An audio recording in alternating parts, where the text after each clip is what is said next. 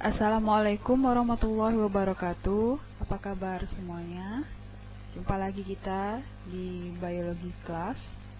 Oke, pembahasan kita yang kemarin tentang respirasi aerob atau respirasi yang menggunakan oksigen.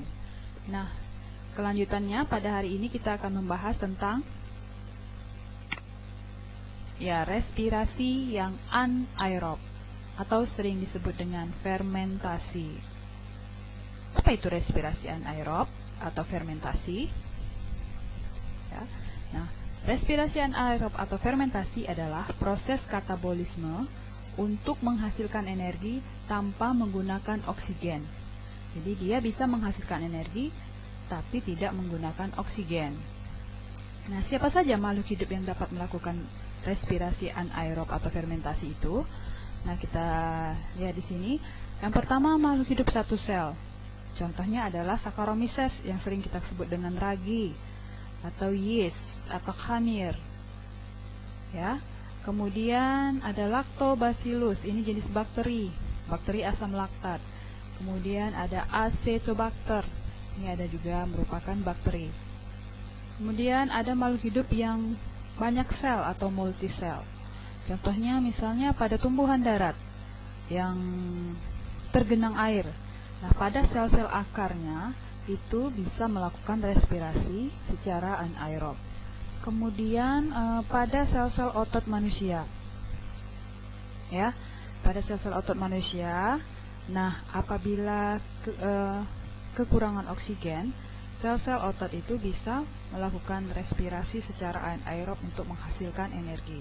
Nah, contohnya pada pelari sprint atau pelari jarak pendek.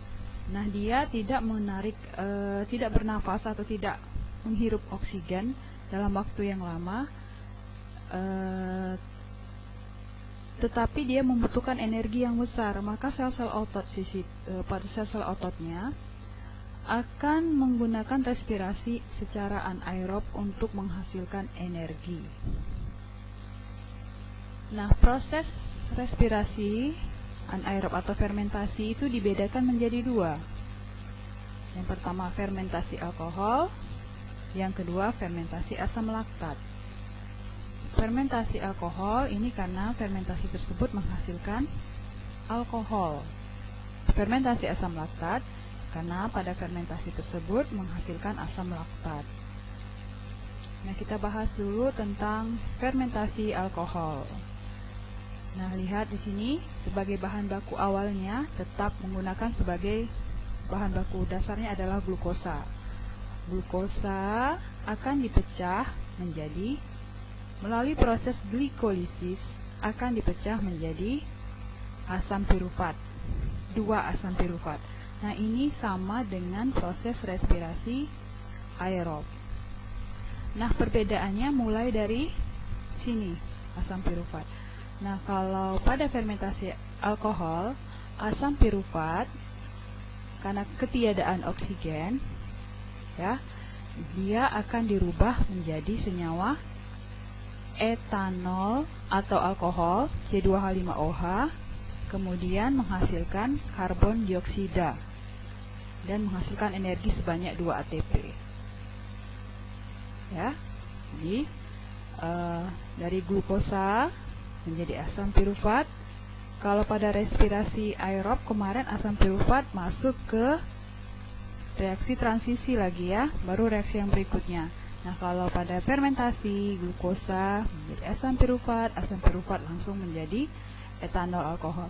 Nah, energi yang dihasilkan hanya 2 ATP, hanya sedikit sekali dibandingkan dengan respirasi aerob yang menghasilkan 36 ATP dari satu senyawa glukosa.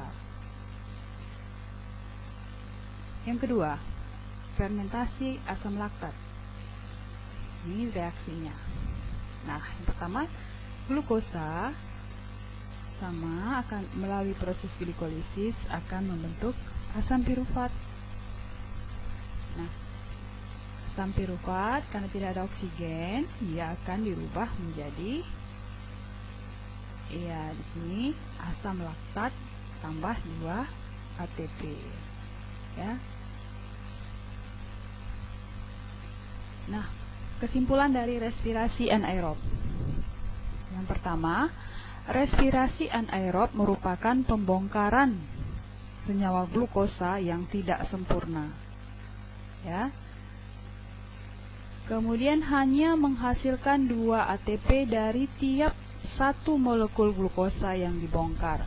Sangat berbeda jauh ya dengan respirasi aerob. Kalau respirasi aerob dari 1 glukosa menghasilkan 36 ATP. Sedangkan pada anaerob hanya menghasilkan 2 ATP. Nah, kenapa hanya menghasilkan 2 ATP? Ya. Nah, itu karena pada proses pembongkarannya itu masih menghasilkan senyawa lain yang masih menyimpan energi yang cukup besar. Contohnya adalah etanol asam laktat. Kita kembali ke reaksi yang tadi. Kita lihat, nah, jadi ini yang disebut dengan senyawa yang pembongkarannya belum sempurna. Jadi di sini masih tersisa lagi energi yang belum terbongkar. Ya. Makanya hanya 2 ATP saja yang terbentuk dari 1 molekul glukosa. Nah, kemudian juga sebagian besar energi yang dihasilkan pada proses fermentasi itu terbuang dalam bentuk panas. Nah, ini contoh produk-produk fermentasi, hasil dari proses fermentasi. Nah, kita lihat gambar yang pertama ini. Nah, ini ada sayur-sayuran ya, dan buah-buahan yang difermentasi. Jadi ini bisa juga dijadikan sebagai cara untuk mengawetkan makanan. Ini sayur-sayuran fermentasi. Bagaimana cara membuat sayuran fermentasi? Itu bisa kalian klik di link yang terlampir di sini. Nah, di situ akan bisa kalian lihat bagaimana cara memfermentasikan berbagai jenis sayur-sayuran. Bisa kita lihat di sini, ini timun, ini ada paprika, wortel, ya, dan aneka sayuran. Ya, ini sepertinya adalah kol, sauerkraut ini ya nama jenisnya, nama masakannya. Kemudian ini lagi produk fermentasi. Lihat gambar di sini. Ada yang kalian kenal? Ya, ini adalah kefir, susu yang difermentasi. Kemudian ini ada tape. Ini sudah seperti makanan yang sering kita lihat sehari-hari. Kemudian ini ada kimchi, makanan khas dari Korea. Ini juga merupakan produk fermentasi. Kemudian ada cuka, ada dadih, ada yang namanya brem, ada yang oncom. Kemudian berbagai macam minuman-minuman beralkohol itu juga merupakan produk fermentasi alkohol tentunya ya, karena dia menghasilkan alkohol seperti bir. Kalau yang lokal Indonesia punya tua, ada wine, ada sake di Jepang, dan lain-lain. Nah, yang kita bahas sekarang adalah tentang ragi. Pernah melihat ragi? Nah, lihat ini gambarnya. Ini ada ragi instan. Mereknya Stuff Instan ya, ragi kering. Ini bisa kita jumpai di toko-toko harian juga ada, di toko kue, apalagi. Apa ini ragi ini? Ya, seperti tadi sudah dikatakan, ragi atau nama lainnya yeast atau khamir ini adalah jenis jamur satu sel, yaitu jamur Saccharomyces cerevisiae. Ini yang dapat menyebabkan berlangsungnya proses fermentasi alkohol. Nah, biasa sering kita gunakan misalnya pada pembuatan donat atau pembuatan roti ya. Kemudian bagaimana cara menggunakan atau mengaktifkan ragi ini? Nah, itu bisa kita tambahkan air, kemudian kita tambahkan gula sebagai bahan makanan bagi ragi. Ya, airnya ini lebih bagus adalah air yang hangat, bukan panas ya, air hangat. Nanti ada air, ada gula, kemudian ingat harus ditutup karena dia respirasi anaerob. Nanti apabila raginya ini masih bagus dan berlangsung proses fermentasi, yang dihasilkan adalah antara lain adalah senyawa alkohol. Nah, itu bisa kita tandai dengan bau yang khas, seperti bau tape ya. Itu adalah bau senyawa alkohol. Kemudian dihasilkan ada gas karbon dioksida. Nah, gas karbon dioksida yang dihasilkan dari proses fermentasi inilah yang menyebabkan adonan roti mengembang, misalnya pada saat pembuatan donat. Dan bisa juga gas karbon dioksida ini kita buktikan dengan meletakkan balon pada, kita lihat gambar ini.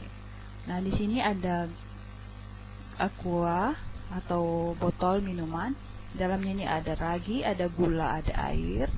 Kemudian kita letakkan balon. Yang pertama balonnya itu terkulai. Nanti apabila proses fermentasi berlangsung dihasilkan gas karbon dioksida, ini akan mendorong naik ke atas, maka balonnya bisa menjadi membesar.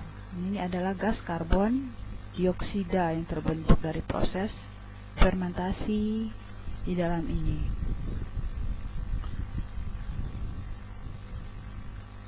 Nah, lakukan kegiatan berikut. Nah, ini kegiatan akan kalian lakukan secara pribadi di rumah masing-masing. Apa saja yang harus kalian persiapkan? Yang pertama, dua buah botol minuman yang kosong yang sama besar. Ya, yang kecil saja, karena ragi yang kita butuhkan tidak begitu banyak. Jadi botol minuman yang kecil yang sama besar ya. Kemudian kalian siapkan ragi 1 bungkus. Raginya seperti yang digambar sebelumnya. Yang ini ya, soft instan, ragi kering. Kemudian setelah kalian siapkan botol, kemudian ragi 1 bungkus. Kemudian kalian siapkan balon sebanyak 2 buah. Ya, 2 balon. Yang kalian lakukan, isi air sama banyak ke dalam botol, lalu tambahkan gula dan aduk. Ya. Kemudian pasang balon pada mulut botol. Amati yang terjadi pada balonnya, kemudian pada larutannya. Pada larutan itu yang kalian amati adalah bentuknya, kemudian suhunya kalian pegang, nanti botolnya dari luar. Kemudian aroma, setelah selesai nanti kalian buka balonnya, kalian cium aroma yang ada di dalam percobaan tadi. Nah, satu lagi yang ibu tekankan adalah setiap siswa akan membuat percobaan dengan variasi yang berbeda. Ya, ini contohnya begini. Misalnya Ani. Nah, dia menyiapkan ini semua, dia membuat variasi pada jumlah gula. Jadi ada 2 botol tadi. Botol yang pertama diberinya itu 1 sendok gula. Nah, botol yang kedua diberinya 2 sendok gula. Kemudian dia melakukan pengamatan. Balon pada botol mana yang lebih dulu mengembang, membesar. Ya. Nah, kemudian itu Ani. Kemudian misalnya Budi membuat variasi pada tempat penyimpanan. Setelah dipasang semua botol, kemudian ragi dalam itu sudah diaduk, kemudian dikasih gula, kemudian disimpan. Yang satu disimpannya tempat yang hangat. Ya, mungkin di belakang kulkas kalau kamu punya kulkas, atau di samping rice cooker yang hangat ya, yang hidup. Nah, kemudian satu lagi coba disimpan di dalam kulkas. Kalian amati botol mana yang lebih dulu balonnya mengembang. Budi ya. Nah, kemudian misalnya Caca dia membuat variasi pada jumlah ragi. Nah, misalnya pada botol yang pertama raginya, kalau kalian punya timbangan, kalian bisa gunakan timbangan. Kalau tidak, kalian bisa menggunakan takaran, misalnya 1 sendok teh 2 sendok teh atau 3 sendok teh. Ya, jadi kalian buat variasi yang kalian inginkan. Jadi kalian hanya menyiapkan 2 botol minuman yang kosong dan 2 perlakuan yang berbeda. Hanya divariasikan saja sedikit. Mungkin saja yang lainnya raginya, ya, mungkin raginya itu